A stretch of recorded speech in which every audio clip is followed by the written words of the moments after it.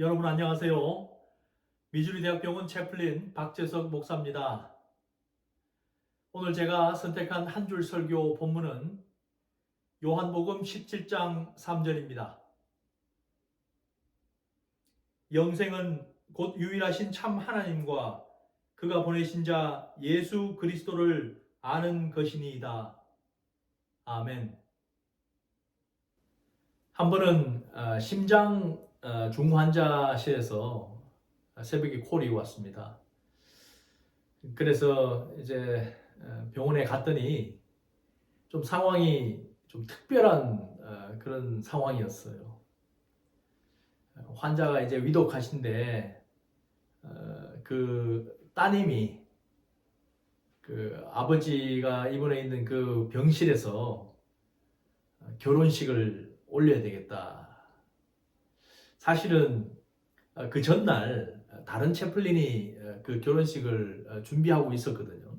그 예식을 이제 병실에서 예식을 하는 것을 준비를 하고 있었는데 그날 제가 온콜이었어요. 당직이었습니다. 사실 살짝 그런 생각을 했거든요. 오늘 밤에 만약에 급한 일이 생기면 이거 내가 해야 될지도 모르겠구나. 이제 그런 생각을 얼핏 했는데 참 그런 일이 일어났습니다.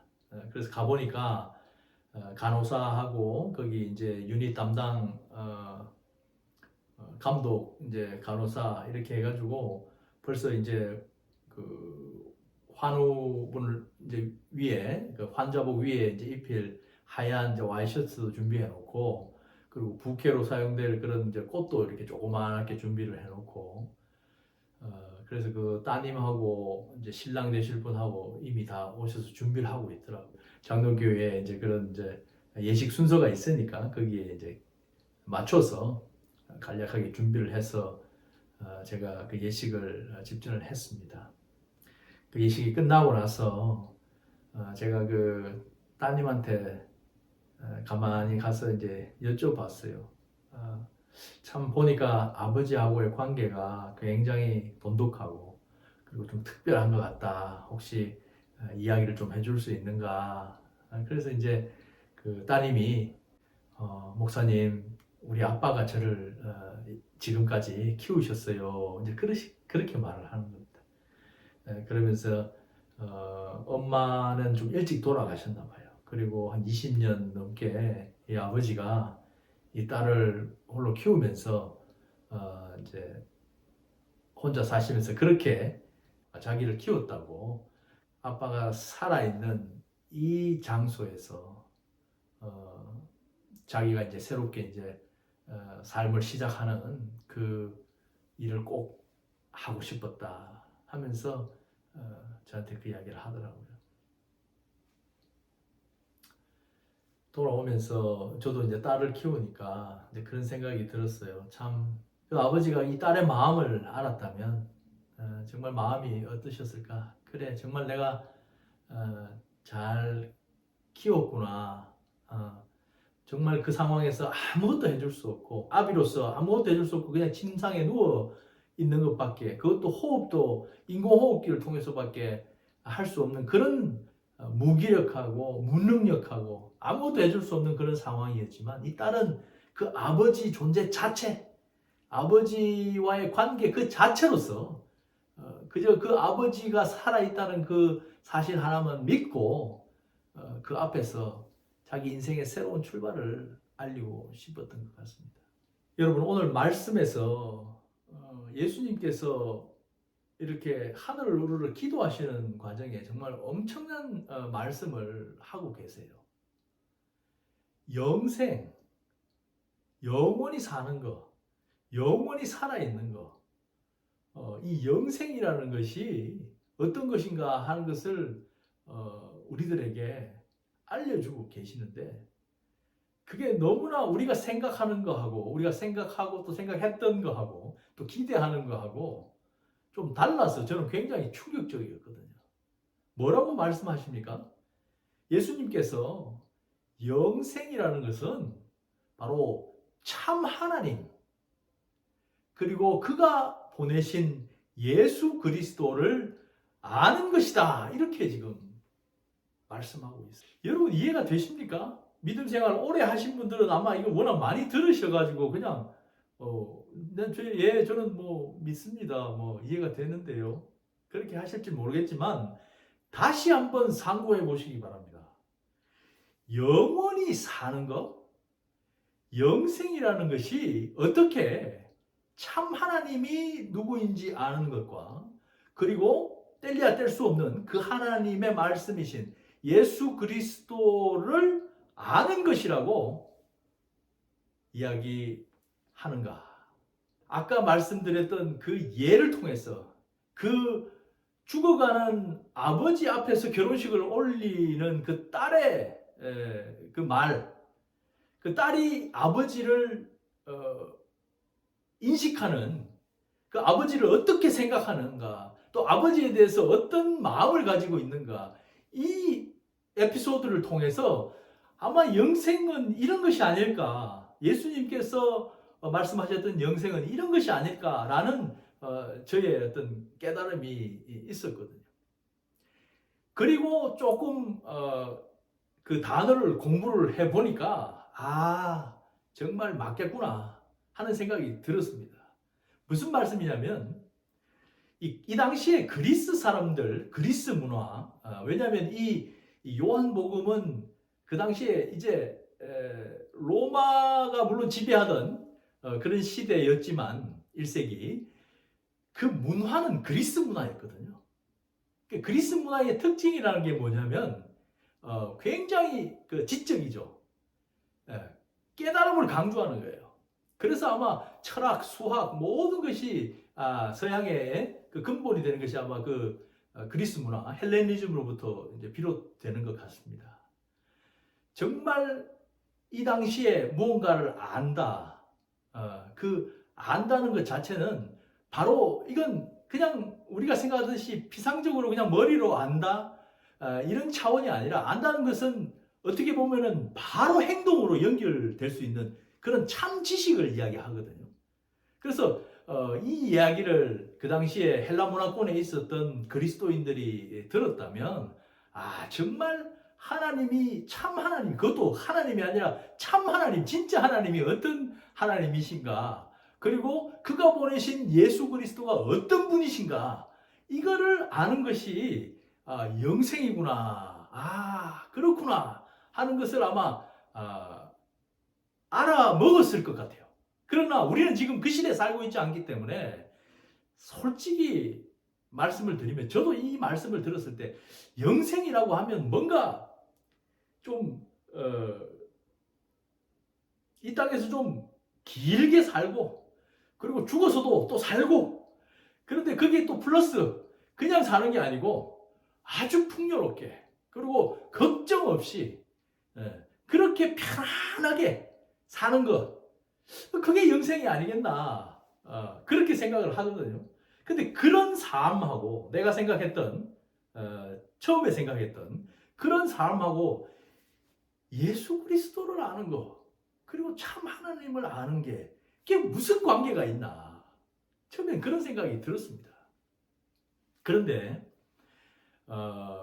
정말 이 예수 그리스도가 어떤 분이시고, 그리고 이 예수 그리스도를 통해서 우리가 누릴 수 있는, 배울 수 있는 그분의 성품을 통해서 그분이 가지고 계시는 이건 이제 지난번 그 말씀의 멍에편하고 연결이 되는 부분입니다.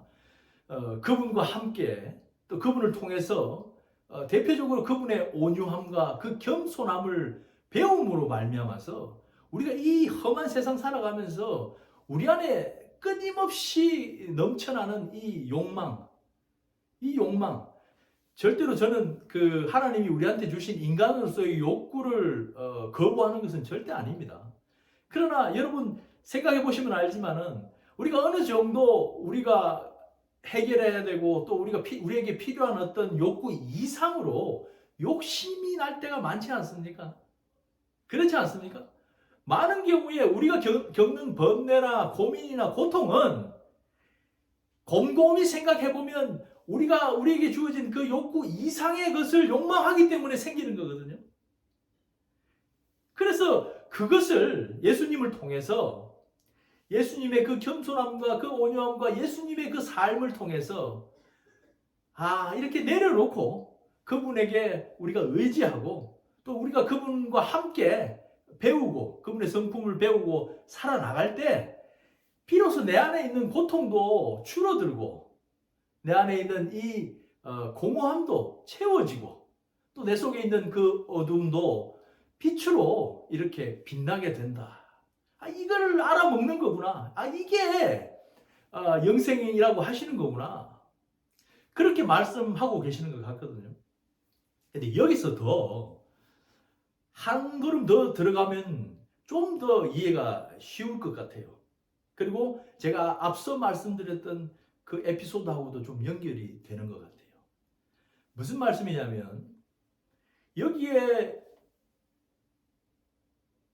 참 하나님과 그 하나님께서 보내신 예수 그리스도를 안다는 것.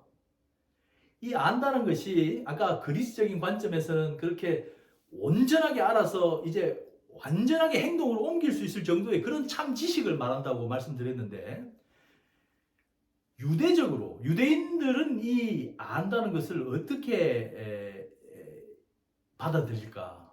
그걸 한번 알아보면 좀 더 이해가 되실 거예요. 이 그리스 단어로 번역된 이 안다라는 단어가 원래 유대인들의 말로는 야다라는 그런 단어인데요. 그 단어가 참으로 신기하게도 우리가 이렇게 머리로 알고 뭔가 이렇게 체험해서 경험한 이런 외적인 암도 이야기하지만은 뭘 이야기하냐면 거기서 좀 더 들어가서 남녀 간의 관계에 있어서 정말 깊은 어떤 관계를 갖다라는 그런 뜻이 있어요. 대표적으로 창세기에 그런 부분이 나옵니다. 아담이 이브와 동침을 하였더니 이렇게 이제 번역되는 그 부분에 동침하다라고 한글로는 해석이 됐지만 그 부분에 히브리 단어는 바로 이 단어가 쓰여지는 거예요.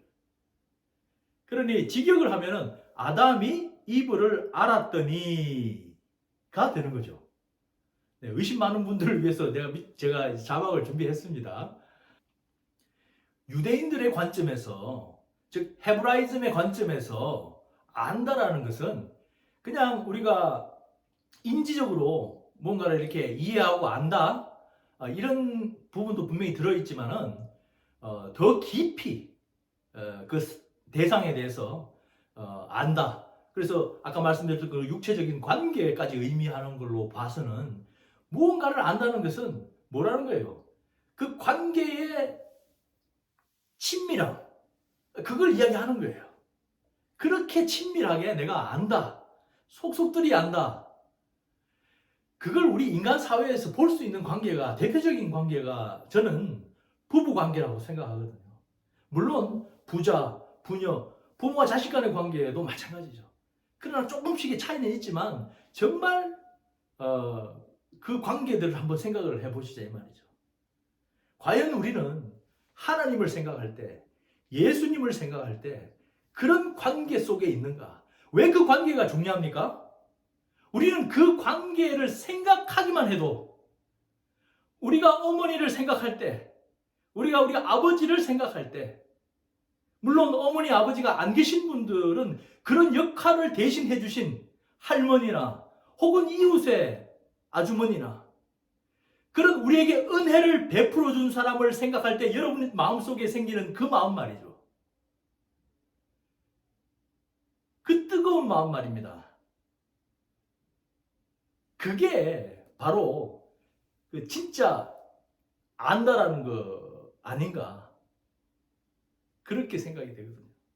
누군가에게 그런 마음, 그 대상을 생각할 때, 그 은혜를 생각할 때 감사가 넘쳐나오고 그 감사가 그냥 절로 터져나오는 그 관계 말입니다. 은혜와 감사와 찬양, 은감참의 그 관계, 그 관계가 진짜로 우리가 그 대상에 대해서 안다 이렇게 말할 수 있는 관계가 아닐까 싶습니다. 그 심장병으로 이제 돌아가시게 되는 그 아버지 앞에서 결혼을 하는 그 딸의 마음, 그 아버지의 은혜를 생각할 때 이제 나에게 아무것도 해줄 수 없는 그 아버지지만 그 아버지 존재 자체로, 그 관계 자체로 마음의 뜨거움과 감사와 그 아버지를 향한 사랑이 넘쳐나오는 그 관계야말로 진짜 이 아는 관계다. 내가 그 사람을 안다. 그렇게 생각이 되거든요. 여러분, 그런 관계에 있을 때 그걸 바로 영생이라고 한다는 겁니다. 여러분, 오늘 이 말씀을 통해서 그리고 저의 이 나눔을 통해서 영생이라는 것이 그렇게 멀리 있는 어려운 그래서 그 영생을 위해서 내가 오늘 정말 내 자신을 희생해서 돈도 바치고 뭐도 바치고 그렇게 해서 가는 영생, 그렇게 해서 만나는 영생, 그렇게 해서 체험하는 영생이 아니라는 사실을 분명히 알아주시면 좋겠습니다. 정말 지금 이 순간 내 마음속에서 정말 내가 나에게 은혜를 베풀어 준 분들에게 정말 뜨거운 마음으로 그 감사하고 그분들을 생각할 때마다 눈물이 솟는 그런 마음이 우리 주 예수 그리스도 그리고 그분을 보내주신 참 하나님을 생각할 때 여러분 속에 샘솟는다면 여러분은 지금 영생을 살고 계시는 겁니다. 그리고 그 영생을 누리시기 바랍니다. 그 마음으로 여러분을 대하시고 그리고 여러분의 이웃을 대하시고 그리고 여러분의 공동체를 섬기시기를 주님의 이름으로 축원합니다.